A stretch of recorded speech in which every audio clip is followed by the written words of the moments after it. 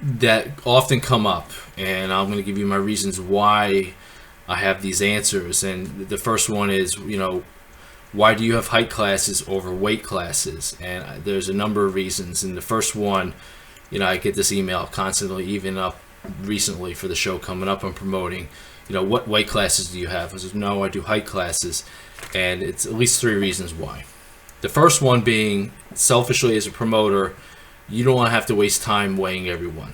That's just more time in the morning that you have to spend. You have to gather everyone up and you have to weigh them. And therefore, not knowing what they weigh and figuring out in the morning, guess what? You then have to put all the classes together. That's just more time as far as organizing. I like to go into these contests that I promote having all that paperwork done. The only changes I'll make, if someone says, please let me cross over, I may do it.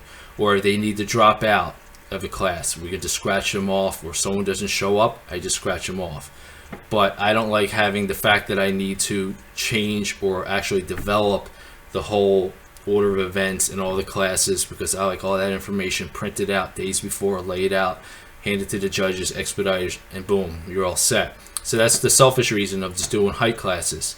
The other reason is for the competitor. Now, often when we hear weight classes, you think about, I got to make a weight, or I want to be the highest of the weight. So I don't agree with that, because you should diet down to the point that you're going to look the best rather than trying to make a weight. You may be dieting down muscle to make a weight class, and that's ridiculous. If the judges are good, they're going to judge you properly. They're going to compare you properly.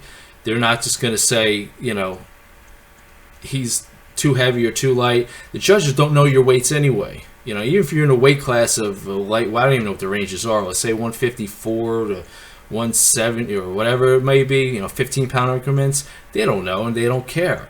And that goes for the height classes. The height classes will set you up, in a range. And you'll see, if you have enough guys to make up 3 different classes, well, it's all going to be close in height anyway, give or take a few inches. And a proper judging panel will be able to judge you as far as, seeing you the right light that you should be in rather than putting you in these weight classes. So it's multiple reasons. Selfish reasons, being organized, for the fact that I don't want, competitors to diet down or figure they have to make a weight class and do stupid things at the end to try to make a weight class, cutting water or just dieting too hard.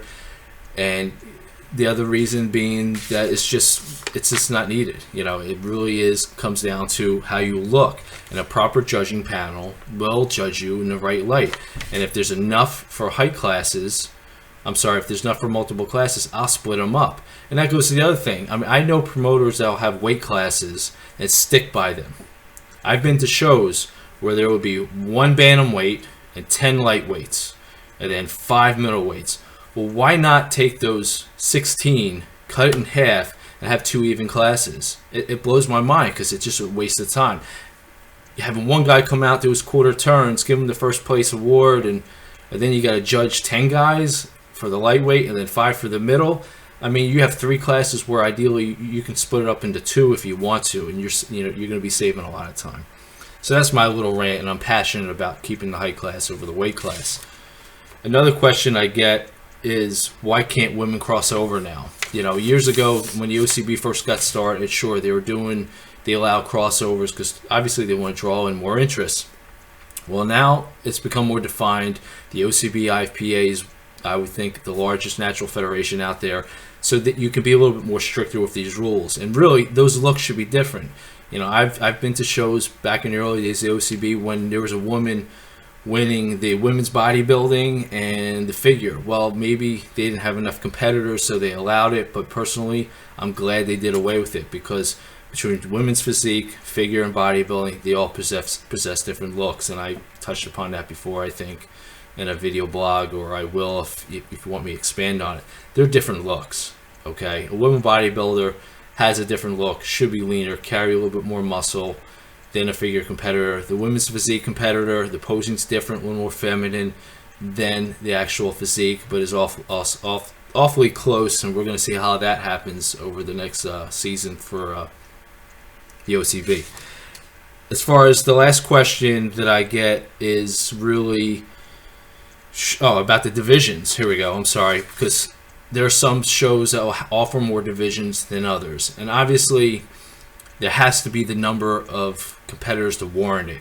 You know, I get complaints that why don't you have a teen division? Well, a couple times I've offered that, and I wouldn't have any.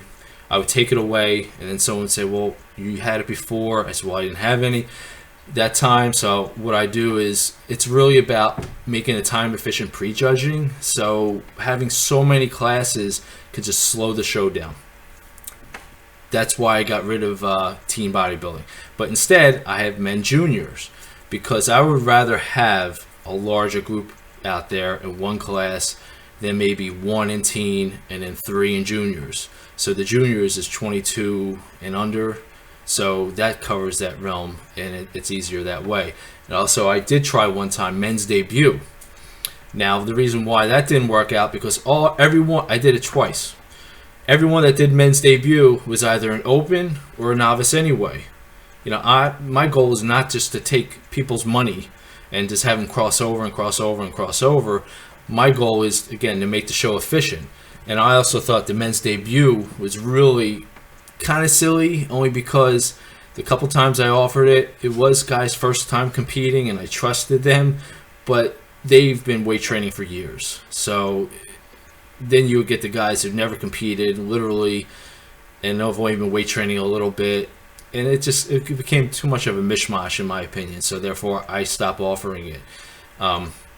Because again, they all crossed over to other divisions anyway.